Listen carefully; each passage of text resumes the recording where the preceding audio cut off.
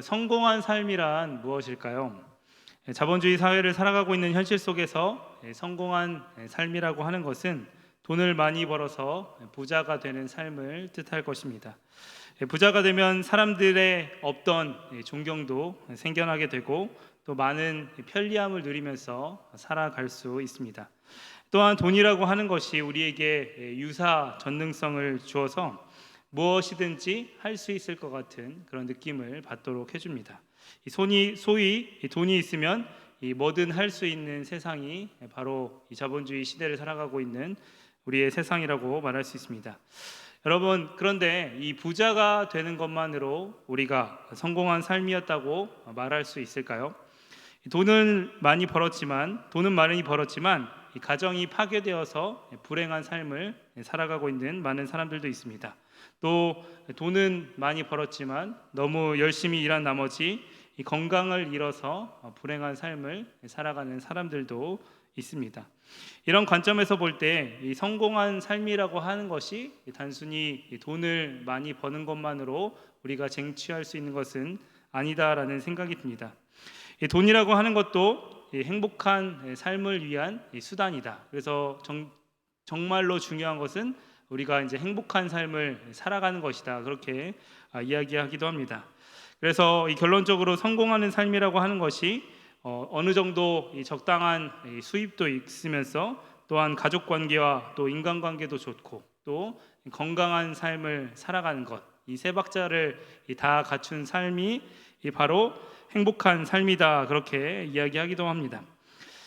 여러분, 이 돈만 버는 삶보다는 바로 이런 삶, 어떻게 보면은 건강과 또 재력과 또 관계 모든 것을 갖춘 행복한 삶을 여러분들도 아마 살기를 원하실 것입니다. 그런데 이제 질문을 조금 바꿔서 이 신앙이라고 하는 기준을 놓고 보았을 때 우리에게 이제 성공한 삶이라고 하는 것이 무엇인지를 한번 생각해 보았으면 좋겠습니다. 우리는 신앙생활을 하면서 그런데 하나님 앞에 기도할 때 이 행복한 삶을 살게 해달라고 많이 기도하는 것 같습니다. 직업을 통해서 많은 돈을 벌었으면 좋겠고 또 자녀들 또한 좋은 직장을 갖기를 원하는 것이 부모의 마음이기도 합니다. 그리고 가정이 화목하기를 원하고 또한 우리가 건강한 삶을 살아가기를 바라면서 하나님께 이 세 가지의 기도의 제목을 가지고 정말 많은 기도를 드립니다. 행복한 삶을 살아가는 것이 하나님께서 우리를 향하신 이 부르심이라고 하는 생각을 갖는 것이죠. 물론 하나님께서 우리의 행복을 바라지 않는 것은 아닙니다. 축복을 받는 삶이 나쁜 삶이라고 말하려고 하는 것도 아닙니다. 하지만 이 성경이 말하고 있는 이 성공의 기준이라고 하는 것이 우리가 생각하는 것과는 많이 다를 수도 있다라고 하는 것을 여러분들과 함께 나누고 싶습니다. 여러분, 아브라함은 그가 하나님의 부르심을 받았을 때 본토 친척 아버지의 집을 떠나서 하나님께서 명령하신 곳으로 가라고 하는 그런 명령을 받았습니다. 이 아브라함의 삶이 행복하기 위해서는 자신이 살고 있는 고향 땅을 떠나는 것이 과연 좋은 선택이었을까요? 결코 그렇지 않았습니다. 아브라함이 고향 땅을 떠나는 것은 아브라함 고향 땅인 이 우르는 이 가나안 땅에 비해서 훨씬 풍족했고 또 문명이 발달했고 또 자신들의 친족들이 있어서 자기를 안전하게 지켜줄 수 있는 그런 땅이었습니다. 행복이라고 하는 기준만을 놓고 보았을 때 아브라함이 하나님의 명령에 순종하는 것은 결코 좋은 선택은 아니었다라고 하는 것이죠. 그는 하나님의 부르심에 하지만 순종함으로 인해서 어떻게 보면은 이 고생길을 자처하게 되었다라고 말할 수 있습니다. 하지만 그는 믿음의 관점으로 봤을 때, 하지만 우리가 아브라함의 삶을 믿음의 관점으로 보았을 때 아브라함의 삶은 성공한 삶이라고 말할 수 있습니다. 행복의 관점으로 놓고 보았을 때는 아브라함의 삶이 실패한 삶일 수도 있지만 믿음의 관점으로 보았을 때는 그의 삶은 성공한 삶이었다라고 말할 수 있습니다. 왜냐하면 그는 하나님의 부르심에 순종하는 삶을 살았기 때문에 그렇습니다. 여러분, 다시 한번 여러분에게 묻습니다. 여러분, 성공한 삶이란 과연 무엇일까요? 그것은 무엇을 기준으로 놓느냐에 따라서 달라질 수 있다라고 하는 것이죠. 그렇다면 오늘 말씀이 말하고 있는 이 성공한 삶이라고 하는 것이 과연 무엇인지를 오늘 말씀을 통해서 우리가 한번 살펴보았으면 좋겠습니다. 예수님께서는 이 니고데모를 만난 후에 제자들과 함께 유대 지방으로 가신 것으로 보입니다. 유대 땅으로 나오는 이 영어로는 유대 땅 이렇게 나오는데, 이 땅이라고 하는 말이 영어로는 이제 컨트리사이드라고 되어 있습니다. 그래서 아마 예수님께서는 이 유대 시골로 가셨던 것으로 보입니다. 예수님께서는 이제 유대 시골로 가셔서 사람들에게 세례를 베푸셨습니다. 요한복음 4장의 이야기에 의하면 3장에는 이제 예수님이 세례를 베풀었다 이렇게 나오지만, 사실은 이제 예수님의 제자들이 세례를 베풀었다 그렇게 이야기하고 있습니다. 요한도 이제 살렘 가까운 에논이라고 하는 곳에서 이제 세례를 베풀었다. 이 세례 요한도 에논이라고 하는 곳에서 세례를 베풀었다 이렇게 이야기를 합니다. 이 에논이라고 하는 말을 뜻을 풀자면 이 샘들이라고 하는 뜻인데, 이제 샘이 여러 개 있는 곳이라는 곳이죠. 그래서 물이 많이 있었던 곳으로 보입니다. 살렘 가까운 에논이다 이렇게 되어 있는데, 오늘날 이제 성서학자들이 추정하기를 이 살렘이라고 하는 곳으로 추정되는 곳이 이제 두 곳이 있다 그렇게 이야기를 합니다. 한 곳은 이 벳산 남동쪽 13km 지점에 있는 살렘이었고, 또 다른 한 곳은 이 세겜 남동쪽 6.5km 지점에 있는 살렘이라고 합니다. 그런데 모두 이 사마리아 지방에 있었던 곳이었다고 합니다. 그래서 이 요한은 사마리아에서 세례를 주었고, 또 예수님은 유대 지방에서 이제 세례를 주었다 그렇게 말할 수 있는 것이죠. 요한이 아직 이제 옥에 갇히지 않은 그런 시점에서 요한과 예수님은 함께 사역하지는 않았지만 또 동시에 사역을 했던 그 시간이 있었다라고 하는 것을 오늘 말씀을 통해서 우리가 알 수 있습니다. 자, 이때 요한의 제자 중에서 한 유대인과 더불어 이 정결 예식에 대해서 이제 변론이 생기게 되었습니다. 이것이 어떤 변론이었는지에 대해서는 우리가 정확히 알 수는 없습니다. 그런데 이제 세례를 받는다고 하는 것이 이 성전 체제에 대한 이제 부정이었기 때문에 이 성전 체제에서의 죄 사함을 받는 것과 또 그리고 세례와 회개를 통해서 이 죄 사함을 받는 것 간에 논쟁이 있었을 것이다 그렇게 우리가 생각해 볼 수도 있고, 또한 그 다음에 이제 예수님의 이야기가 나오고 있기 때문에 예수님의 세례가 더 힘이 세다, 또는 세례 요한의 세례가 더 힘이 세다, 뭐 이런 식의 논쟁이 있었을 수도 있었다라는 생각을 우리가 조심스럽게 해볼 수 있을 것 같습니다. 여러분 다 같이 우리 한번 26절 27절 말씀 한번 같이 읽어보도록 하겠습니다. 26절 27절 말씀 시작. 그들이 요한에게 가서 이르되 라비여, 선생님과 함께 요단강 저편에 있더니 곧 선생님이 증언하시던 이가 세례를 베풀매 사람이 다 그에게로 가더이다. 요한이 대답하여 이르되 하늘에서 주신 바 아니면 사람이 아무것도 받을 수 없느니라. 네, 우리는 오늘 말씀을 통해서 우리의 부르심을 흔드는 것이 무엇인지 한번 생각해 보았으면 좋겠습니다. 분명히 요한도 요한 나름의 사역을 잘 하고 있었고, 또 예수님도 요한과는 다른 지역에서 사역을 잘 하고 있었는데, 그 사이에 무언가 이제 잡음이 끼어드는 것이 바로 이제 오늘 말씀인데요. 바로 우리의 부르심을 흔드는 무엇인가가 우리에게 찾아온다라고 하는 것입니다. 이제 요한의 제자들이 찾아와서 예수님이 세례를 베푸니까 다 그리로 간다는 말을 이제 요한에게 들려주었습니다. 자기가 맡은 일을 잘 하다가도 남들과 비교해서 내가 못하다고 하는 그런 말을 듣게 되면 마음의 평정심을 유지하기가 참 쉽지 않은 것 같습니다. 비교의식이 우리 마음 가운데 들어오게 되면 마음을 컨트롤하기가 참 쉽지 않습니다. 내가 남들보다 잘 나가면 어떤 마음이 생기죠? 우리 가운데 우월감이 생기게 됩니다. 그리고 내가 남들보다 못하게 되면은 열등의식이 우리 마음 가운데 들어오게 됩니다. 여러분, 이 비교의식에 시달리는 순간 사실은 잘 나가도 우리의 마음에 병이 들게 되고, 또 못 나가도 마음에 병이 들게 된다라고 하는 것을 보게 됩니다. 우리가 잘 나가게 되면 우월감을 갖는 게 좋은 것이라고 생각할 수도 있지만, 사실은 그것이 교만으로 이어지게 되고 몰락의 길을 걷게 되는 것으로 우리를 인도하게 될 수도 있다라고 하는 것을 우리는 잘 알고 있습니다.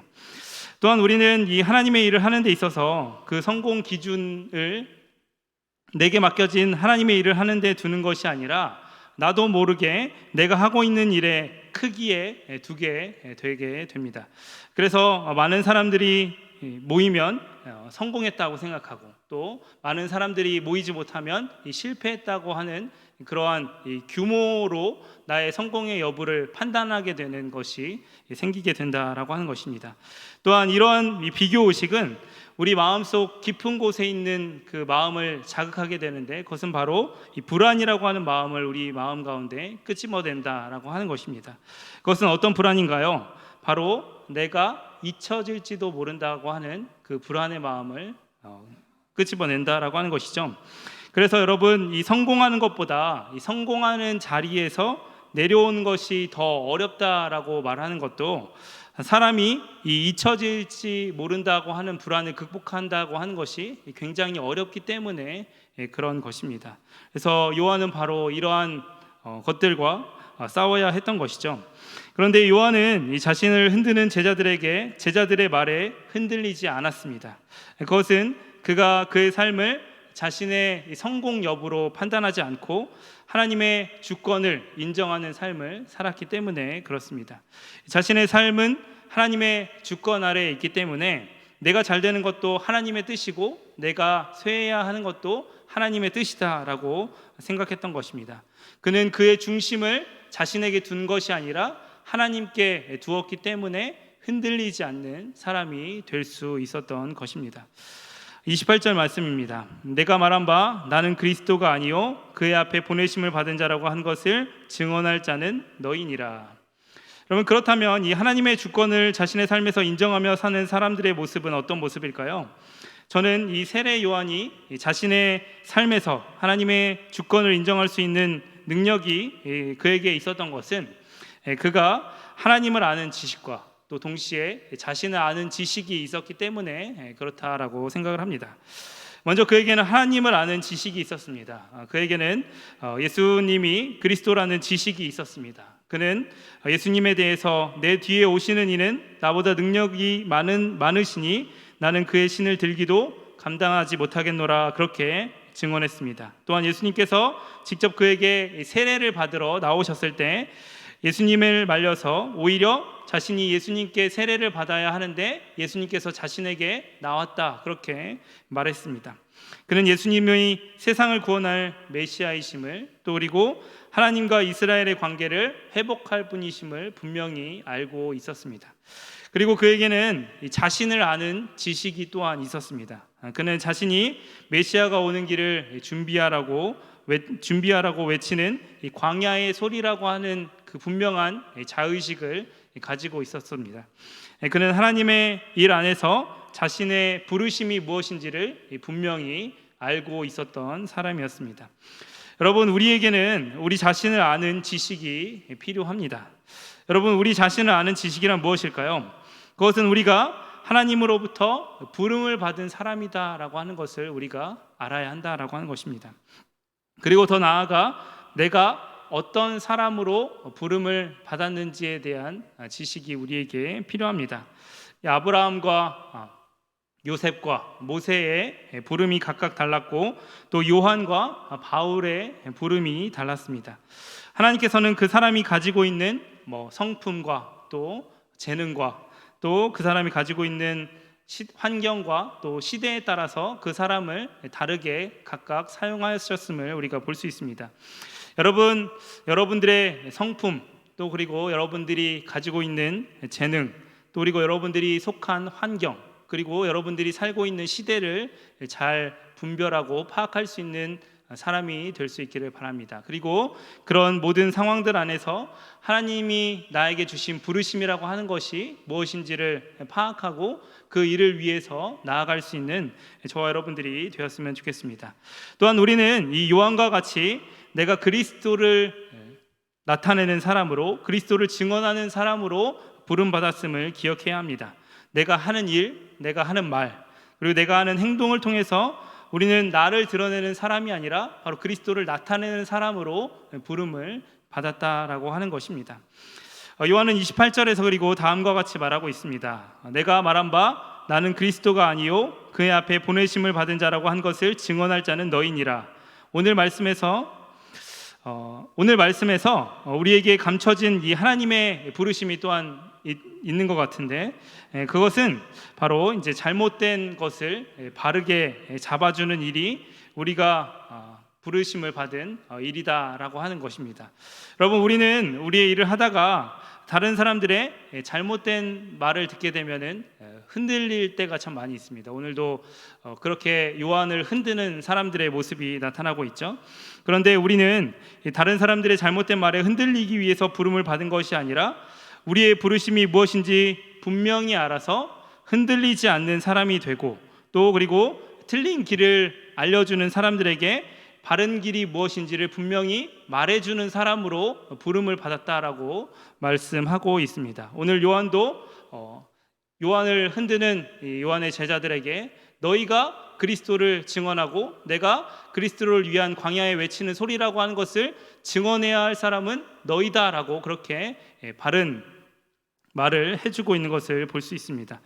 여러분, 틀린 것을 바로잡기 위해서 우리는 하나님으로부터 부름을 받은 사람들이다라고 하는 것을 우리가 기억하고 그 삶을 여러분들의 삶 가운데 실천하면서 살아갈 수 있었으면 좋겠습니다.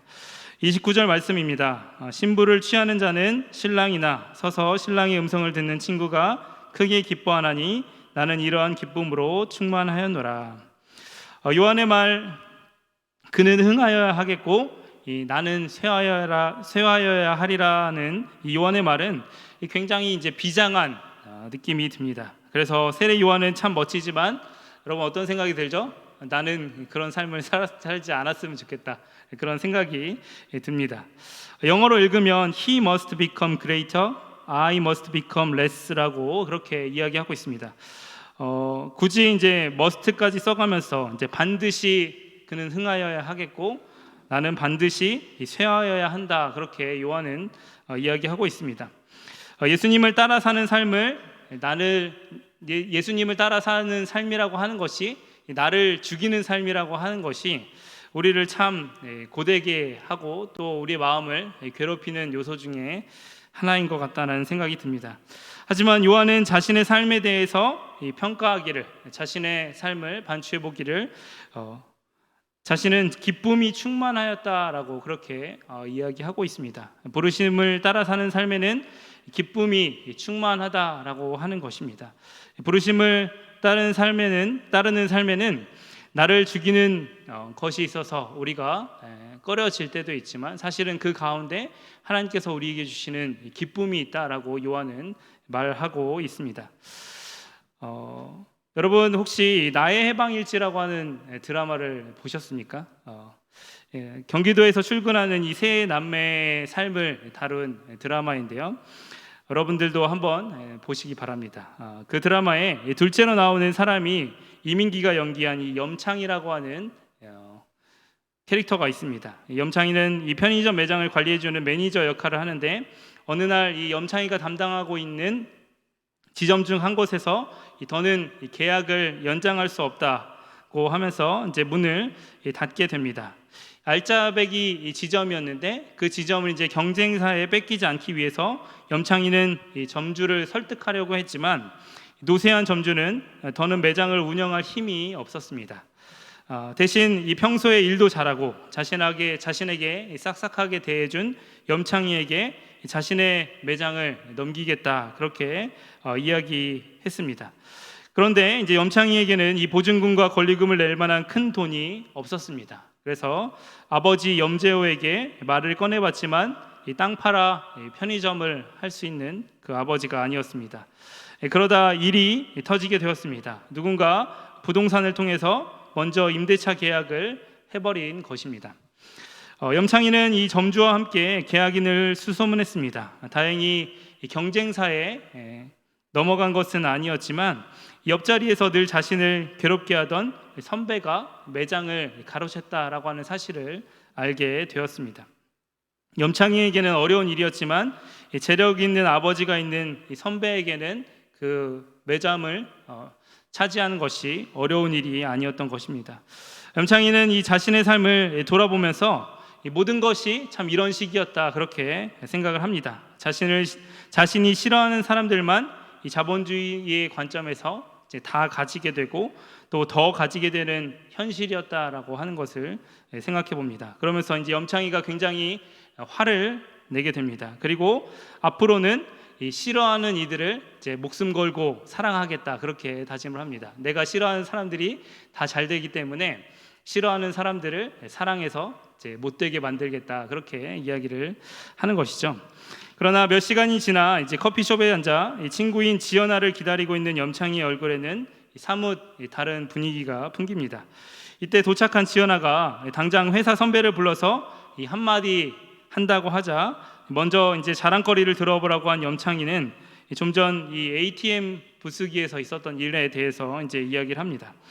ATM 기기 부스에서 열동이 터져 죽겠는데 오늘따라 이제 사람들이 전부 신경에 거슬렸고 또 아니나 다를까 자신의 차례에서 어떤 아저씨가 이제 먼저 돈을 뽑겠다 그렇게 이야기를 해 성질이 폭발하려고 했지만 애써 이제 양보했다는 그런 이야기를 꺼냅니다. 이어 그 아저씨가 급히 나가서 우연히 통장 상태를 이제 보게 되었는데 잔액 5만 원이 없어서 인출하지 못했던 이제 상황을 이제 보게 되었고 순간 내가 정말 양보하길 잘했다 그런 생각을 갖게 되었다고 합니다. 남의 불행을 통해서 이 자신의 행복을 찾았다라고 하는 그런 것은 아니었고 힘든 삶을 살아가는 사람에게 작지만 위안이 되는 행동, 양보라는 것을 했다라고 하는 것이죠. 이에 염창이는 자신의 팔자에 대해서 이렇게 이야기합니다. 자신의 팔자는 여러 사람을 촉촉하게 적시는 이 가랑비 같은 팔자다 이렇게 이야기하면서 스스로를 위안하는 장면이 있었습니다. 그가 돈은 많이 벌어서 정말 다른 사람들에게 한턱씩 내면서 그렇게 크게 다른 사람들을 기쁘게 해주는 사람은 아니지만 이 소소한 행동들을 통해서 다른 사람들을 이렇게 가랑비처럼 이제 촉촉하게 만들어주는 사람이다라고 하는 그런 자신의 팔자를 이제 인식하면서 그 안에서 이제 기쁨을 누리는 것을 이제 보게 되었는데요. 여러분 이 염창이의 팔자라는 말에 부르심이라고 하는 말을 한번 넣어서 이제 생각해 보시기 바랍니다. 비록 그가 세상적으로 성공하지 못했지만 자신의 부르심 안에서 누리는 기쁨이 이 세상이 주는 이 좌절과 분노를 이겨내는 힘을 주고 있음을 볼 수 있습니다. 우리 각자 한 사람 한 사람의 삶을 살펴볼 때 각자의 삶의 모양은 다르지만 하나님께서 주신 부르심이 있을 것입니다. 그 부르심에 충실하게 살아갈 때 하나님께서는 우리에게 세상이 모르는 기쁨을 또 세상을 이길 수 있는 기쁨을 우리에게 허락해 주실 것입니다. 우리가 모두가 이 기쁨을 누림으로 기쁜 마음으로 그는 흥하여야 하겠고 나는 쇠하여야 하리라 고백할 수 있는 사람이 될 수 있기를 바랍니다. 그리고 또한 그 하나님의 부르심 가운데 우리가 기쁨으로 응답함으로 말미암아 여러분 하나님 안에서 성공하는 삶, 부르심에 응답하는 삶을 살아갈 수 있는 저와 여러분들의 삶이 될 수 있기를 예수님의 이름으로 축복합니다. 기도하겠습니다. 하나님 은혜를 감사합니다. 오늘 세례 요한